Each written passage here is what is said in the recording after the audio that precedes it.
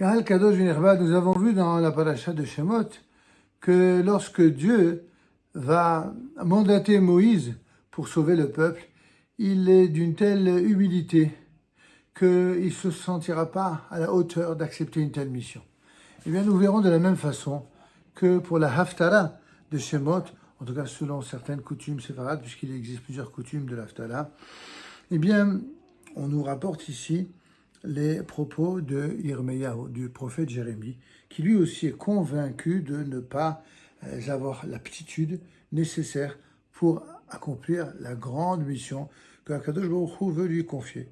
Et tout comme Moshe Rabbeinu, tout comme Moïse, il va tenter en un premier temps de refuser, bien qu'il ne le fasse pas avec la même force, ni aussi longtemps que son illustre prédécesseur.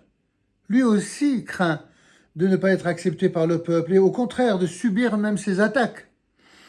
À un moment donné, il sera effectivement jeté dans un cachot pour avoir osé dire au peuple de Jérusalem ce que ce dernier ne souhaitait pas entendre. Ah, c'est une grande difficulté que d'être un chef, notamment au sein du peuple d'Israël. Dieu va lui ordonner néanmoins d'aller prophétiser. Et il l'assure qu'il le protégera contre tout préjudice.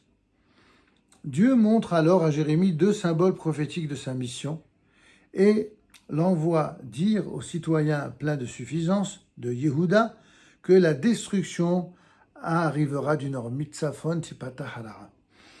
Le malheur arrivera depuis le nord en la personne de Nabuchodonosor, en hébreu Nebuchadnezzar, accompagné de son armée, les conquérants babyloniens qui vont détruire le temple et exiler le peuple.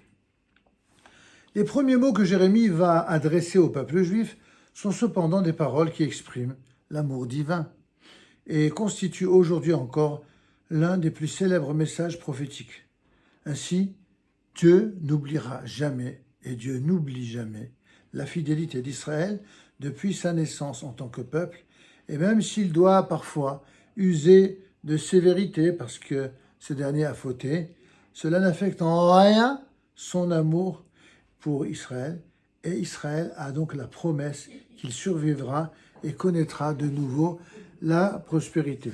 Lorsque cette prophétie a été édictée, eh bien, on ne se doutait pas qu'elle verrait son champ de réalisation de la façon la plus manifeste en les temps que nous vivons aujourd'hui. Il suffit de venir, et je vous invite tous à le faire, à venir à Jérusalem, et malgré les conflits, malgré la guerre, malgré les craintes que nous avons parfois, surtout pour ceux qui nous sont si chers, c'est-à-dire les soldats, eh bien, Baruch Hashem, quand on se balade dans les rues de Jérusalem, on voit qu'il s'agit d'une vie et d'un peuple et d'une nation pleine de vie, pleine de bonté, pleine de générosité et de dévouement.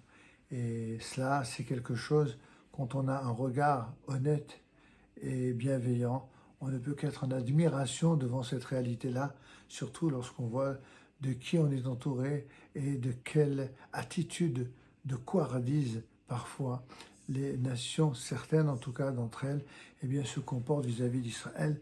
Mais nous savons que l'Oyano Veloishan Shomesel, le gardien d'Israël, lui, ne sommeille jamais, ne dort jamais.